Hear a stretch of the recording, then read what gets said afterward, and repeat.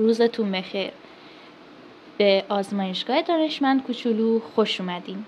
امروز میخوایم با هم دیگه یه آزمایش انجام بدیم و یه بادکنک رو بدون کمک گرفتن از دهانمون باد کنیم. با هم بریم ببینیم که چطور پیش میره.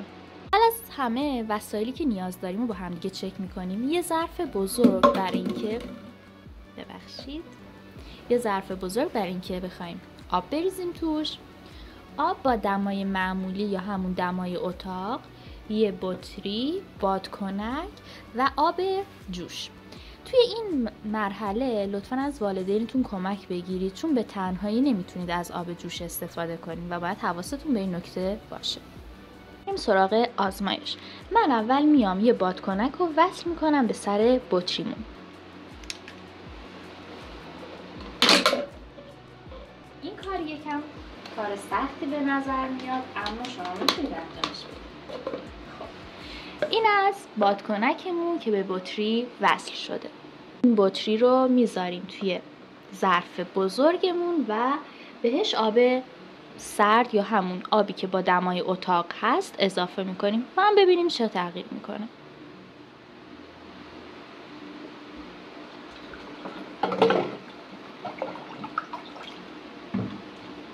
همونطور که میبینید هیچ اتفاقی برای بادکنکمون نمیفته و اصلا بادکنکمون باد نمیشه، اما ما میخوایم بادکنک رو باد کنیم.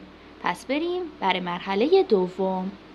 توی این مرحله من آب جوش رو میام به ظرفمون اضافه میکنم. باید حواسمون باشه.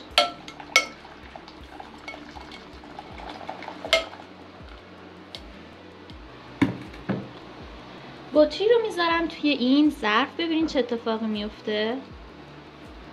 یه کوچولو که بهش زمان بدیم میبینین که بادکنکمون انگار داره آروم آروم باد میشه. مثل اینکه یه مشکل بر بادکنکمون پیش اومده بود. من بادکنکمون رو عوض کردم. حالا ببینید چطوری داره بادش میکنه.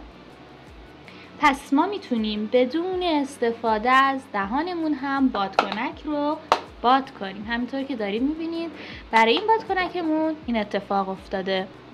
بیاین من بهتون بگم که چرا این اتفاق میفته. ما میدونیم که همه وسایل و مواد اطرافمون از یه سری ذره‌های ریز به وجود اومدن به اسم مولکول. اینجا رو نگاه کنید. من یه شکل شماتی کشیدم از مولکول هایی که اجسام جامد رو میسازن. جامد مثل چی؟ مثل همین ظرفی که داریم، مثل این شیشه، مثل این بادکنک. اینا بهشون میگن جسم جامد. اگه نگاه کنید مولکولاشون خیلی محکم کنار همدیگه قرار گرفتن و هیچ فاصله‌ای تقریبا ندارن و به راحتی از همدیگه دور نمیشن.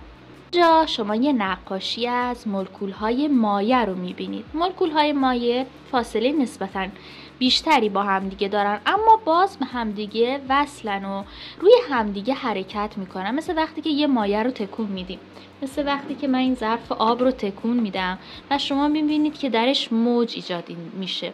این موج به خاطر اینه که مولکول‌های این مایع اینطوری کنار همدیگه قرار گرفتن، میتونن از روی همدیگه لیز بخورن و سر بخورن. مولکول‌های گاز همطور که میبینین اصلا به همدیگه وصل نیستن، آزادانه میتونن حرکت کنن. به خاطر همینه که وقتی من اومدم این بطری رو گذاشتم توی آب گرم، مولکول‌ها گرم شدن، ورج و ورجه کردن و از همدیگه فاصله گرفتن. این فاصله گرفتن باعث شد که بادکنکمون باد بشه. پس مولکول‌های گاز از همدیگه فاصله دارن، راحت میتونن از هم دور بشن یا به همدیگه نزدیک بشن. مولکول‌های مایع فاصله نسبتاً کمتری دارن، میتونن روی همدیگه لیز بخورن و حرکت کنن. و اما مولکول‌های جامد اصلا این اتفاق براشون نمیفته و محکم کنار همدیگه قرار گرفتن. ممنون که تو این آزمایش همراه ما بودید. خدا نگهدار تا آزمایش بعدی.